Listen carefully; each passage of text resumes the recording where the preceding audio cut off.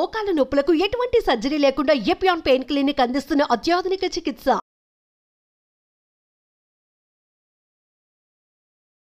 రొమ్ము క్యాన్సర్ రావడానికి ఒక ప్రధానమైన కారణం అంటూ ఏం లేదు.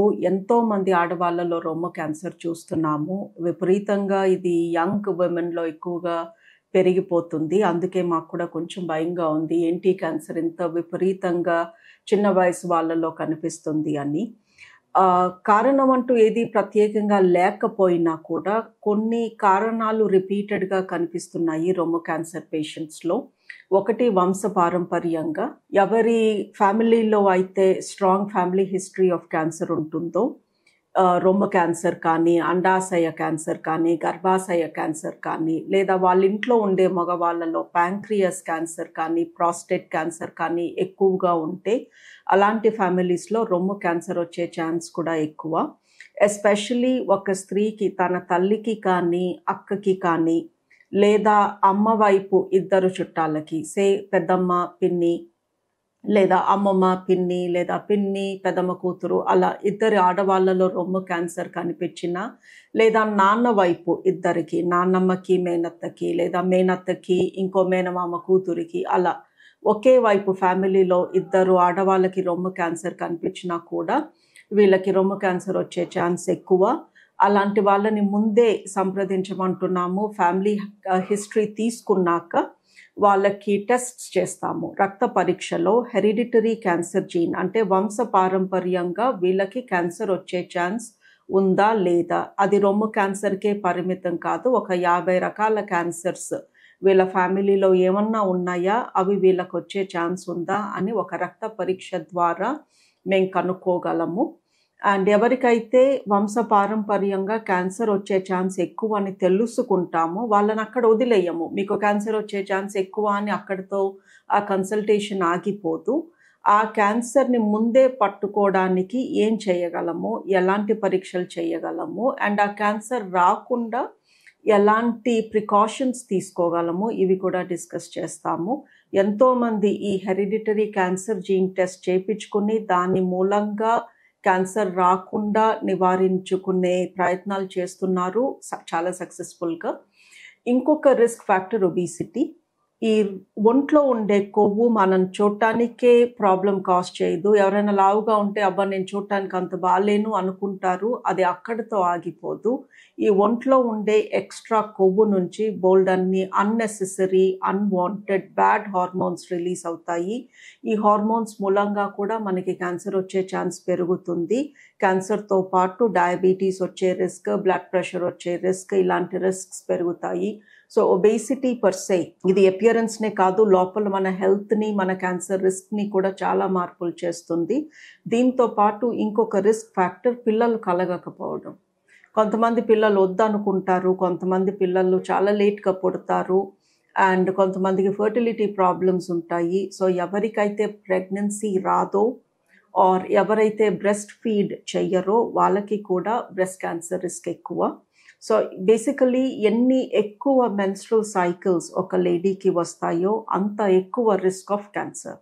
బికాస్ ప్రతి మెన్స్ట్రుయేషన్ ముందు హార్మోన్ రిలీజ్ జరుగుతుంది. ఈ హార్మోన్స్ రొమ్ముకి అంత మంచివి కాదు. ఎవరైతే ప్రెగ్నెంట్ అవుతారో, బ్రెస్ట్ ఫీడ్ చేస్తారో వాళ్ళకి ఆల్మోస్ట్ 1 year 1.5 year వరకు పీరియడ్స్ నుంచి బ్రేక్ వస్తుంది. దాని మూలంగా క్యాన్సర్ నుంచి ప్రొటెక్షన్ వస్తుంది. సో బ్రెస్ట్ క్యాన్సర్కి రిస్క్ ఫ్యాక్టర్స్ ఇప్పటి వరకు మనం డిస్కస్ చేసింది వంశపారంపర్యంగా, ఫ్యామిలీ హిస్టరీ, 2 ఒబిసిటీ, 3 పీరియడ్స్ ఎక్కువ రావడము లేదా ప్రెగ్నెన్సీ లేకపోవడము, లేదా only limited number of pregnancies, పిల్లలు ఎక్కువ మంది పిల్లలు ఉండి ఎక్కువ బ్రెస్ట్ ఫీడ్ చేసిన లేడీస్లో బ్రెస్ట్ క్యాన్సర్ కొంచెం తక్కువగా చూస్తాము. 4th life style. ఈ మధ్యన ఎందుకు యంగర్ పీపుల్లో మనము బ్రెస్ట్ క్యాన్సర్ ఎక్కువగా చూస్తున్నాము అంటే వాళ్ళ లైఫ్ స్టైల్ మారిపోయింది, ఫిజికల్ యాక్టివిటీ తగ్గిపోయింది, అండ్ ప్రాసెస్డ్ ఫుడ్ ఎక్కువగా తీసుకుంటున్నారు, రెస్ట్ తక్కువ తీసుకుంటున్నారు, స్ట్రెస్ ఎక్కువ ఫీల్ అవుతున్నారు. ఇవన్నీ కూడా add to the risk of cancer. And ఎవరికైనా రొమ్ములో క్యాన్సర్ ఉంటే ప్రధానంగా వాళ్ళకి తెలిసే లక్షణం ఒక గడ్డ లాంటిది తగలటం. సో రొమ్ములో ఒక చిన్న కణితిది లాగా వాళ్ళ చేతులకి తగులుతుంది, అండ్ ఈ కణితిలో నొప్పి ఉండదు. బ్రెస్ట్ క్యాన్సర్ మూలంగా వచ్చే కణుతుల్లో నొప్పి చాలా తక్కువ ఉంటుంది. అందుకే ఆ కణితికి పెద్దగా ప్రాధాన్యం ఇవ్వరు. నొప్పి లేదు కదా, ఏదో చిన్నగా ఏదో తగులుతుందిలే అనుకుంటారు. పీరియడ్స్ ముందు నొప్పొచ్చి రొమ్ము గట్టిపడి కణుతుల్లాగా తగిలి పీరియడ్ వచ్చాక తగ్గిపోయే కణుతులు క్యాన్సర్ కణుతులు కావు. అవి కొవ్వు గడ్డలు. ఈ కొవ్వు గడ్డలు పీరియడ్ ముందు పెరిగినట్టు అనిపిస్తాయి, పీరియడ్ వచ్చాక మెత్తబడినట్టు అనిపిస్తాయి. బట్ నొప్పి లేని కణితి ఎస్పెషల్లీ ఒకవైపే ఉంటే అది క్యాన్సర్ కణితి అవ్వచ్చు. అందులో నొప్పి ఉండే ఛాన్సెస్ చాలా తక్కువ. అది కొంచెం అలా ప్రతి నెల సైజులో మార్పు కనిపిస్తూ పెరుగుతూ ఉంటుంది. ఇంకొక లక్షణం రొమ్ము పైన చర్మం గట్టిపడటం. సో చర్మం మెత్తగా సాఫ్ట్గా ఉంటుంది, బట్ ఒక ఏరియాలో కొంచెం చర్మం గట్టిపడినట్టు అనిపిస్తే అది కూడా క్యాన్సర్ లక్షణం అవ్వచ్చు. ఎప్పుడు ముందుకుండే నిప్పుల్ వెనక్కి గుంజినట్టు లోపలికి వెళ్తున్నట్టు ఇన్వర్టెడ్ నిప్పుల్ అంటాము, అది క్యాన్సర్ లక్షణం అవ్వచ్చు. నిప్పుల్ ద్వారా రక్తం వచ్చినా, నల్లటి రంగులో ఏదన్నా ద్రవం వచ్చినా కూడా అది క్యాన్సర్ లక్షణం కావచ్చు. చంకలో గడ్డలు తగులుతుంటే కూడా అది క్యాన్సర్ లక్షణం అవ్వచ్చు. బట్ యూజువలీ చంకలో గడ్డలు జ్వరం వచ్చినప్పుడు, జలుబు చేసినప్పుడు, బాగా దగ్గు కఫం వచ్చినప్పుడు వస్తాయి, పోతాయి. కొంతమందికి ఎండాకాలంలో అక్కడ గడ్డల్లాగా పస్లాగా వచ్చి తగ్గిపోతుంది, అది క్యాన్సర్ కాదు. బట్ రొమ్ములో ఏం లేకపోయినా చంకలో మీకు ఏదన్నా గట్టిగా తగులుతూ కొంచెం నొప్పిగా ఉన్నా కూడా డాక్టర్ని కలవడం మంచిది. బేసికలీ మన రొమ్ము ఎప్పుడు ఎలా ఉంటుంది, పీరియడ్స్ ముందు ఎలా ఉంటుంది, పీరియడ్ అయిపోయాక ఎలా ఉంటుంది అనేది మీకు తెలవకపోతే మీరు ఇప్పుడు ఇది విని ఓకే నేను రొమ్ము చెక్ చేసుకుంటాను అంటే మీకు అంతా వింత వింతగా అనిపిస్తుంది. సో ప్రతి నెల పీరియడ్ అయిపోయాక మీరు రొమ్ము చెక్ చేసుకుంటే మీకు అర్థమవుతుంది, నేను నార్మల్గా ఇలా ఉంటాను, ఇప్పుడు ఈ గడ్డ మూలంగా ఈ తేడా కనిపించింది. సో ఈ రొమ్ము ఎగ్జామినేషన్ అనేది రొటీన్ హ్యాబిట్ అవ్వాలి. ప్రతి నెల పీరియడ్ అయిపోయిన లాస్ట్ డే ఒక 5 నిమిషాలు కేటాయించి సెల్ఫ్ బ్రెస్ట్ ఎగ్జామినేషన్ చేసుకోమంటాము.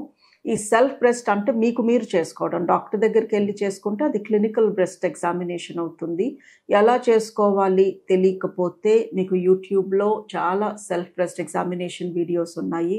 అవి చూసి మీరు వాటిని పాటించి ఇంట్లో సెల్ఫ్ బ్రెస్ట్ ఎగ్జామినేషన్ చేసుకుంటే ఇందాక మనం డిస్కస్ చేసిన ఏ తేడా కనిపించినా కూడా you can come to us soon.